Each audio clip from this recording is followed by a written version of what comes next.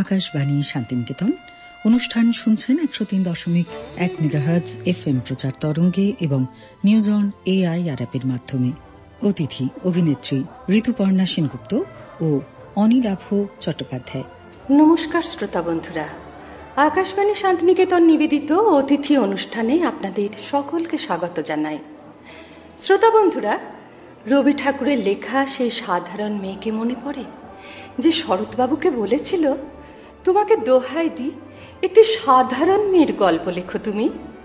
বড় দুঃখ তারও স্বভাবের গভীরে অসাধারণ যদি কিছু তলিয়ে থাকে কোথাও, কেমন করে প্রমাণ করবে সে?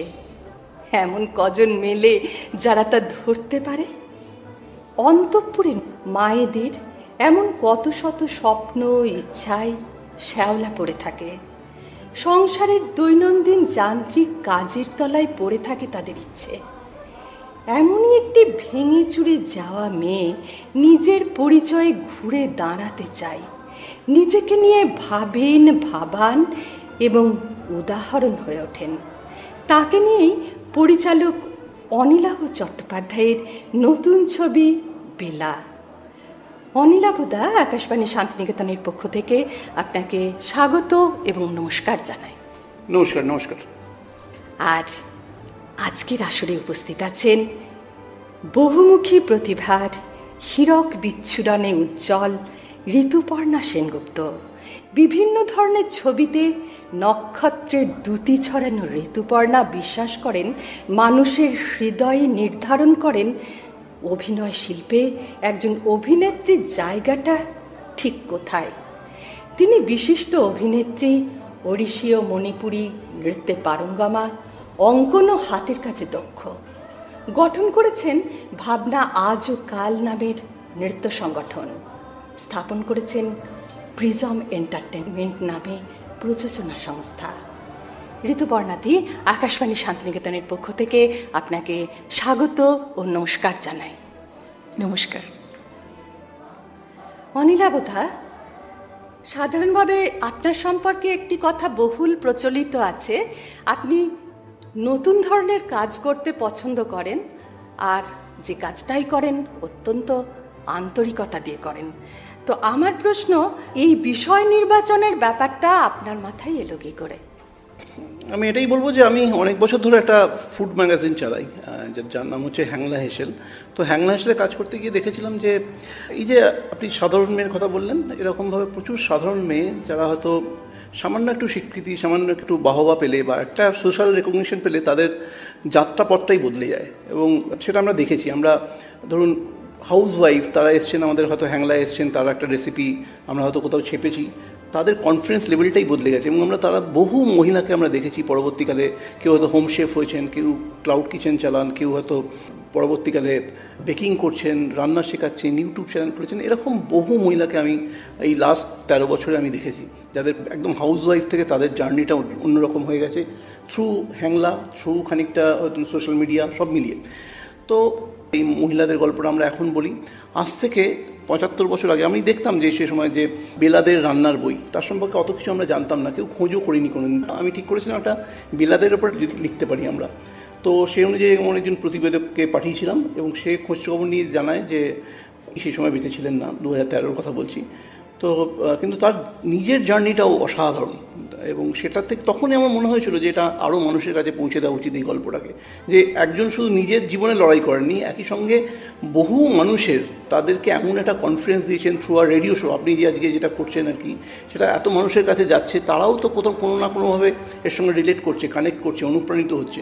সেই গল্পটাকে যদি আমরা কোনোভাবে বলতে পারি, সেটা ছিল আমাদের প্রাথমিক লক্ষ্য। এবং সেখান থেকে একটা ছবির ভাবনা, এবং ছবির ভাবনার পর যা হয়, এরকম একটা ক্যারেক্টারে যে কেউ যদি কলকাতায় বা বাংলায় ক্যারেক্টারটাকে বিল্ড করতে পারেন, মানুষের কাছে নিয়ে যেতে পারেন, সেটা তার সেক্ষেত্রে ঋতুপর্ণা সেনগুপ্ত নামই মনে আসে। তো আমি গেছিলাম ওর কাছে, ও গল্পটা শুনে ভীষণই খুশি হয় এবং গল্পটা খুব এক্সাইটেড হয়। তো তখন তারপর থেকে পথ চলা শুরু হয়।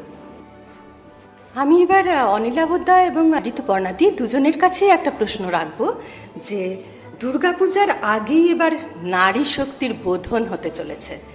এই নারী শক্তির বোধন, নারী শক্তি বলতে আপনাদের ধারণাটা কি?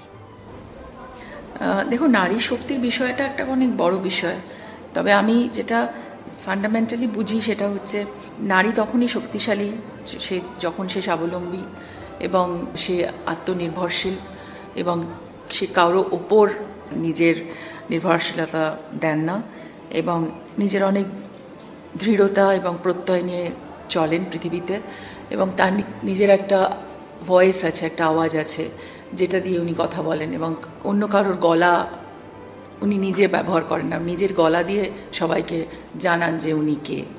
তো সেখানে আমার মনে করি যে সেখানেই নারী শক্তির জয়, সেখানে যে নিজের ভয়েসটাকে আরও 100 মহিলার ভয়েস বানাতে পারেন। আমার কাছে মনে হয় যে একটা নারীর স্বাধীনতা বা নারী শক্তির কথা যদি বলতে হয়, একটা বড় জায়গা হচ্ছে যে ফিনান্সিয়াল ফ্রিডমটা।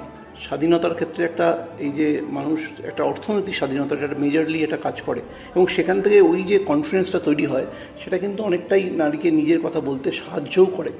তাছাড়া কি পারে না? নিশ্চয়ই পারে। তাছাড়াও পারে মহিলারা নিজেদের কথা বলবেন, নিজেদের কথা তাদের স্বাধীনভাবে তাদের জীবনযাপন করবেন, তাদের যদি রাত্রিবেলা চাকরির কিছু একটা দরকার পড়ে সেই রাত্রিবেলা বেরোতে পারবেন, নির্ভাবনায় নিরাপত্তার সঙ্গে বেরোতে পারবেন। এই সবটাই তার স্বাধীনতা এবং অধিকারের মধ্যেই পড়ে। কিন্তু তার সঙ্গে যেটা থাকে যেটা হচ্ছে, যেটা বললাম যে একটা অর্থনৈতিক স্বাধীনতা লাগে।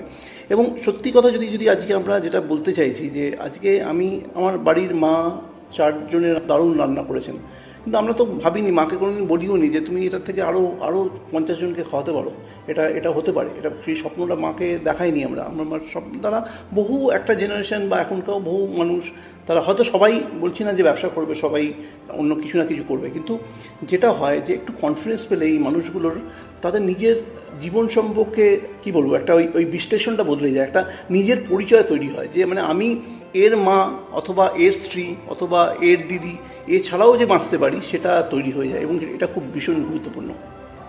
শিক্ষা, অর্থোপার্জন এবং সেই সঙ্গে স্বাবলম্বী হওয়া নারীকে এগিয়ে দিতে পারে, যেটা বললেন ঋতুপর্ণাদি এবং অনিলাভদা। আমরা বেলার মধ্যেও দেখব সেই কথা, যিনি বলছেন মহিলা মহলে আমি সেই মেয়েদের কথা বলতে চাই যারা সমস্ত প্রতিবন্ধকতা কাটিয়ে উন্নত দেশের সমাজে অনেক কাজ করছে। এই কাজ করা, এই এগিয়ে চলা, এই বোধহয় নারী শক্তি, যেটা বেলাতে আমরা শুনতে পাবো। আমি এখানে একটা কথা বলতে চাই, বেলাদে কিন্তু এটাই উনি নিজেও এটা করেছিলেন এবং এটাই উনি সবাইকে দেখাতে চেয়েছেন এবং এখানে একটা সংলাপ আছে, সংলাপ বলে বলবো না সেটা, কিন্তু এই ছবিতে আছে, কিন্তু আমার মনে হয় সেটা প্রত্যেক মেয়েরই কথা হওয়া উচিত। সেটা হচ্ছে যখন এই যে নারী স্বাধীনতা বা আপনি যেটা বলছিলেন, এনে বলছে যে নারীকে স্বাধীনতা দেওয়া হবে কেন? নারী তো স্বাধীনই, সে তো স্বাধীন জায়গাতেই জন্মগ্রহণ করেছে, তার তো কোনো তাকে স্বাধীনতা দেওয়াটা সেটা তো আর একটা অন্য লোক একটা তার রেসপন্সিবিলিটি নিয়ে নিচ্ছে, কিন্তু নারী তার নিজেই রেসপন্সিবল হতে পারে তার সম্বন্ধে। তাই জন্য সে বলেছিল যে স্বাধীনতা এভাবে আসে না, স্বাধীনতা অর্জন করে স্বাধীনতা কেড়ে নিতে হয়। তো স্বাধীনতার জায়গাটাই আমি মনে করি যে খুব ইম্পর্ট্যান্ট এখানে, যে নারীরা যে স্বাধীনের কথা বলছে সেটা তাদের মন থেকে, চিত্ত থেকে, তাদের মনন থেকে স্বাধীন হতে হবে। ফাইন্যান্সিয়াল ইন্ডিপেন্ডেন্স তখনই সে করতে পারবে যখন সে নিজে বুঝতে পারবে যে সে তার ভেতর থেকে সে স্বাধীন। তাই জন্যই বেলাদে বারবার এটা বলেছেন যে যত কিছুই আমরা করি, যেভাবেই আমরা কারো স্ত্রী হয়ে থাকি, কারো মেয়ে, কারো সন্তান, যাই হোক, কিন্তু নিজের জায়গাটাকে নিজেকে তৈরি করতে হবে যেখানে তাকে অন্য কারোর প্রতি নির্ভরশীল না হতে হয়। তো এটা বেলাদে খুব ডিসক্রিটভাবে বলে গেছেন। হ্যাঁ, আপনি যা বললেন সেই প্রসঙ্গে বলি, স্বাধীনতা যদি না পাওয়া যায় তাহলে তা কেড়ে নিতে হয়। এই দৃঢ়তার উৎসটা কি? বেলাদের জীবনে এই দৃঢ়তাটা এলো কি করে? মনে হয় যে বেলার যে সংগ্রাম বা যে বেলার যে লড়াই বা বেলার জীবনকে যেভাবে বিভৎসভাবে হঠাৎ সে উপলব্ধি করে, সেই উপলব্ধি থেকেও কিন্তু অনেক কিছু জন্মায়। জন্মায় নতুনভাবে জীবনকে দেখার আগ্রহ, জন্মায় নতুনভাবে বাঁচার আগ্রহ, জন্মায় নতুনভাবে সব কিছু ভেঙে ফেলে আবার নতুন করে গড়া। তো বেলাদের মধ্যে সেই আত্মপ্রত্যয়টা বেলাদে পেয়েছিল, কারণ বেলাদের জীবনটাও হয়তো একরকমভাবে জীবন গেলে হয়তো বেলাদে হয়তো সেটা রিয়েলাইজ নাও করতে পারতো, কিন্তু বেলাদের জীবনে এমন কিছু ঘটনা ঘটেছিল সেখানে বেলাকে রুখে দাঁড়াতে সাহায্য করে, এবং বেলা তখন সেই পদক্ষেপগুলো নেয়, যেটা আমার মনে হয় হাজার বেলা তৈরি করতে সুবিধা হয়েছে তার। অনিলাবদা, আমরা সাধারণত পরিচালকদের দেখি যারা সামাজিকভাবে বা সামাজিক অবস্থানের দিক থেকে বা আন্তর্জাতিক ক্ষেত্রে অত্যন্ত সফল, তাদের জীবনী নিয়ে তা বায়োপিক তৈরি হচ্ছে। কিন্তু আপনাকে দেখলাম, আগেও যে উদাহরণ নেই তা নয়, আমরা নাগরিক, প্রতিবন্ধী, সীমাবদ্ধ সত্যজিৎ রায় পেয়েছি, কিন্তু আপনার ক্ষেত্রে যেটা দেখলাম যে মধ্যবিত্ত অন্তঃপুরচারিণী যে নারী, তার জীবন সংগ্রামকে আপনি বেছে নিচ্ছেন। তো এর মধ্যে সিনেমা তৈরির উপাদান কেমন থাকে? মানে সাধারণ দর্শক কিন্তু এই সাধারণীদের কাহিনী শুনতে চায়, তারা নিজেকে রিলেট করতে পারে। আর এইখানেই আপনার নির্বাচনটা আমাদের মন ছুঁয়ে গেছে। আপনার নির্বাচনটা নিয়ে একটু বলুন। অ্যাকচুয়ালি আপনি যেটা বললেন যে একটা সাধারণ মেয়ের গল্প লেখো, তো অ্যাকচুয়ালি সাধারণ মেয়ের গল্প তো কেউ লেখে না, অসাধারণদের কথাই শোনা যায়। আর কি ইতিহাসও লেখে, অসাধারণদের গল্পই লেখে, জয়ীদের গল্প লেখে ইতিহাস। তো ডেফিনেটলি বেলা জয়ী, তার জীবন দিয়ে জয়ী। তার জীবনে কিছু প্রতিবন্ধকতা ছিল, কিন্তু সেটাকে জয় করে ও আজকের দিনেও যে বেলাদের নাম, বেলাদের বই আমরা কলেজ স্ট্রিটে গেলে দেখতে পাই, বিভিন্ন বাড়িতে গেলে দেখতে পাই, যে কারণ তারা কালজয়ী হয়ে যান। কিন্তু আমরা সেলিব্রেট করিনি, সেটা আমাদের দুর্ভাগ্য। কিন্তু এরা কিন্তু সেলিব্রেট করার মতনই মানুষ। ধরুন, আমি ইনফ্যাক্ট আকাশবাণীকে একটা ধন্যবাদ দেবো। ধরুন, আপনি আজকে ভাবুন, আজ থেকে কতগুলো বছর আগে, প্রায় 70, 80, 90 বছর আগে, আমি বলবো 80 বছর আগে, তারা একটা মহিলাদের নিয়ে আলাদা অনুষ্ঠান ভেবেছেন সেই সময়। আজকের দিনে আপনি চ্যানেলগুলোতে দেখবেন এখনও সেটা প্রাসঙ্গিক, কারণ হচ্ছে এখনও প্রত্যেকটা চ্যানেলে একটা করে মহিলাদের প্রোগ্রাম হয়। কিন্তু সেটা কিন্তু আজ থেকে 75-80 বছর আগে তারা কিন্তু ভেবেছিলেন বিষয়টা। এইটা একটা বিরাট ভাবনা সেই সময় বলবো, মানে আকাশবাণী কর্তৃপক্ষ, তাদেরকে আমরা ধন্যবাদ দেবো, যেটা কিন্তু মহিলাদের জন্য অত বছর আগে ভেবেছিলেন। তারপরে সেটাকে এগিয়ে নিয়ে গেছেন বীরেন্দ্রকৃষ্ণ ভদ্র, এগিয়ে নিয়ে গেছেন বেলাদে, এগিয়ে নিয়ে গেছেন, এরা সবাই মিলে নিয়ে গেছেন। কিন্তু এরা যে ওই সময় ভেবেছেন এবং সেটাকে ওরা আলটিমেটলি এটাকে এত জনপ্রিয় করেছেন তাদের কন্টেন্ট দিয়ে, তাদের সমস্ত কিছু দিয়ে, এই মানুষগুলোকে অ্যাকচুয়ালি সেলিব্রেট করা উচিত। আমরা করিনি, এটা আমাদের দুর্ভাগ্য। আপনাদের কথাগুলো মন ছুঁয়ে যাচ্ছে। যখন আপনারা অগণিত দর্শকদের সামনে আজকে বলছিলেন মায়েদের, বোনেদের মধ্যে যে সক্ষমতা আছে, যে আত্মবিশ্বাস আছে, তা জাগিয়ে তুললে সেটা যে কোথায় পৌঁছায় তা কিন্তু আমরা আগে থেকে ভাবতে পারি না। আসলে আপনাদের কথা যখন শুনছি, কালকে কিন্তু আমি আমার বাড়ির তাক থেকে মায়ের পুরনো গৃহিণীর অভিধানটা বার করছি। সেখানে দেখছি একদম পুরনো গৃহিণী অভিধান। গৃহিণীর অভিধানের লেখা আছে প্রথমেই ভূমিকাতে, যা অসুন্দরকে সুন্দর করে, যা অপূর্ণকে পূর্ণ করে, যা মিলনের রাগিণীতে নিজেকে ভরপুর করে দেয়, তাকেই আমরা শ্রী নামে অভিহিত করি। নারী হলেন সেই শ্রীরূপিণী মহাশক্তি। তাই প্রতিটি সংসারে যখন আসে নারীর কল্যাণময় স্পর্শ, তখনই তা হয়ে ওঠে আদর্শ, সার্থক ও সুন্দর একটি সংসার। তারপর বইটা উল্টোতে উল্টোতে দেখলাম প্রথমে শুরু হচ্ছে শিক্ষা পদ্ধতি নিয়ে।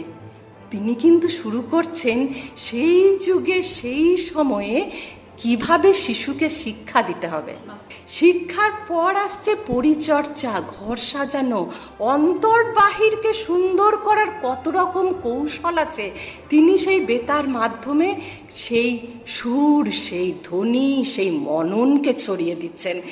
সত্যি এনাদের যদি আমরা তুলে আনতে পারি, উদাহরণ করতে পারি, তাহলে আমরা বুঝতে পারি আমরা যারা পিছিয়ে পড়া বলে অনেক সময় আত্মবিশ্বাসের অভাবে ভুগি, তারা কিন্তু যে কোনো সময় যে কোনো লড়াইয়ে জিততে পারে। আর ঋতুদি তো অনেক নারীকেন্দ্রিক চরিত্র করেছেন। তখন, পারমিতার একদিন, আলো, বিশেষ করে আলো যখন দেখছি আমরা হলে গিয়ে, তারপর সারাক্ষণ দাঁড়িয়ে আছে তুমি আমার নিজের মনে গিয়ে যাচ্ছি, এই যে একটা ভেতরে ঝড় তোলে, যখন একটা শৈল্পিক আবেদন মানুষের মধ্যে ছড়িয়ে পড়ে, তা কিন্তু অনেক দূর পর্যন্ত পৌঁছায়। আলোতেও তো ওই মহিলা, মানে গ্রামের প্রত্যেকটা মহিলাকে উদ্বুদ্ধ করে, কারো হস্তশিল্প, কেউ রান্না, কেউ হাতের কাজ করা, এবং তাদেরকে নিয়ে আলো এক্সিবিশন করে। তো ঠিক এরকমভাবেই বেলাদেও কিন্তু যখন যেই বেলাদের, যেই বললাম না, বেলাদের জীবন অনেক কিছুর মধ্যে দিয়ে গেছে। বেলাদে সেই সময় ইউকেতে গিয়ে, মানে ইংল্যান্ডে গিয়ে উনি তখন হোম সায়েন্স বলে যে সাবজেক্টটা আমাদের এখন পড়ানো হয় সেটা উনি তখন শিখেছিলেন, এবং হোম সায়েন্সে কীভাবে খুঁটিনাটি ঘরের বাইরে সুন্দর করে কিছু শিল্পকে মানে আপন করা সেটা উনি করেছিলেন, এবং সেটারই বোধহয় চর্চা উনি রেডিওতে করেছেন এবং এত এত মানুষকে উদ্বুদ্ধ করেছেন মেয়েদের। যখন আপনার বায়োডাটাটা দেখি, আপনি ছোট থেকে অঙ্ক, নৃত্য, হাতের কাজ এগুলো একটা শিল্পকলা কেন্দ্রে গিয়ে চর্চা করেছেন, তখন মনে হয় যে দাদা সঠিক মানুষটিকেই বেছেছেন এই চরিত্রটি করার জন্য। সবচেয়ে বড় কথা জানেন, মানে আমাদের ট্রেলারটা দেখে আমি বেশ কিছু কমেন্টস দেখেছি, তার মধ্যে সবাই বলছে একদম আলোর মতন লাগছে। তো সেটা একটা আমাদের কাছে, মানে সেটা যদি মানে আলোর 1/10 তো আমরা করতে পারি, সেটাই আমাদের কাছে বিরাট কিছু। এবং সবাই বলে যে আর একটা আলো হয় না, তো বেলার মাধ্যমে যদি আমরা আলোকে আবার খুঁজে পাই তাহলে সেটা আমাদের কাছে খুব বড় প্রাপ্তি হবে। আসলে সব বিপ্লব তো অস্ত্র নিয়ে হয় না, সব বিপ্লব তো গাড়ি পুড়িয়ে বাস পুড়িয়ে হয় না, কিছু কিছু থাকে নিঃশব্দ বিপ্লব। যে একজনের আওয়াজ 10 জনের আওয়াজ হতে পারে, সেই আওয়াজটা করার ক্ষমতাটা বা নিজের প্রতি সেই আত্মবিশ্বাসটা রাখতে হবে। মেয়েদের এটাই মাঝে মাঝে আমার মনে হয় তারা সেখান থেকে সরে যায়। অনেকে বলে না না বাবা আমরা পারবো না, না পারার এই ভয়টা এইটা কাটাতে হবে, তাহলেই কিন্তু অনেকটা এগিয়ে যাওয়া যায়। আমার মনে পড়ে যাচ্ছে কালবেলার কথা, যখন অনিমেষ ওই অবস্থাতে জেলে থাকার পর ফিরল এবং তার লক্ষ্য হলো যে একটা টেবিল রাখা আছে, তার উপরে একটা খামের উপরে লেখা মাধবীলতা মিত্র। তাদের কিন্তু সামাজিক বা কোনো রকম অর্থেই বিয়ে হয়নি, মনের বিয়েটুকু হয়েছে। মাধবীলতা যে বিপ্লবটা করে গেছে জীবনচর্যা দিয়ে, সেটা তো একটা নিঃশব্দ বিপ্লব, সেটাও তো সমাজে পরিবর্তন আনে। সেই জন্য আমার মনে হয় যে বেলা এই সিনেমাটা যত মানুষের কাছে পৌঁছাবে, একটা নিঃশব্দ বিপ্লব কিন্তু অনেক নির্ঝরের স্বপ্নভঙ্গ হবে অনেক মহিলার মধ্যে। মানে আকাশবাণীর দীর্ঘদিনের উপস্থাপিকা বলে বারবার আমার মনে হচ্ছে একজন অগ্রজ শিল্পীর প্রতি এইভাবে শ্রদ্ধা জ্ঞাপন, তা যেন আমাদের মনেও একটা নতুন করে একটা শ্রদ্ধা জাগাচ্ছে, কাজের প্রতি প্রেরণা জাগাচ্ছে। নতুন প্রজন্মের জন্য আপনাদের বার্তা। দেখুন, নতুন প্রজন্ম তো এখন অনেক কিছু ভাবে, অনেক রকম নতুনভাবে দেখছি, ওদের কাছে গোটা পৃথিবীটা খোলা আছে। সবচেয়ে বড় কথা, গোটা পৃথিবীর ইনফরমেশন পায়। তার সঙ্গে ডেফিনেটলি গোটা পৃথিবীকে দেখতে হবে। তার একটা কি বলবো, এই সময় একটা বিশ্বায়নের একটা সময়, সেখানে সমস্ত কিছু পৃথিবীর সাহিত্য, পৃথিবীর সংস্কৃতি, পৃথিবীর সঙ্গীত সব কিছু ওরা পাচ্ছে, সেখানকার সিনেমা পাচ্ছে। আজকে আমরা বাড়িতে বসে বসে মোবাইল ফোনে দেখতে পাই হচ্ছে কোরিয়ান সিনেমা দেখতে পাই, এবং লোকে নিয়ে ভীষণ ইন্টারেস্টেডও। কিন্তু একই সঙ্গে আমাদের একটা রুট আছে, আমাদের বাংলার যে ভারতীয় সংস্কৃতির শিকড় আছে, সেটা যেন কেউ না ভুলে যায়। এটাই একটা বক্তব্য, বেলাদের আমাদের যাতে না ভুলে যেতে পারি।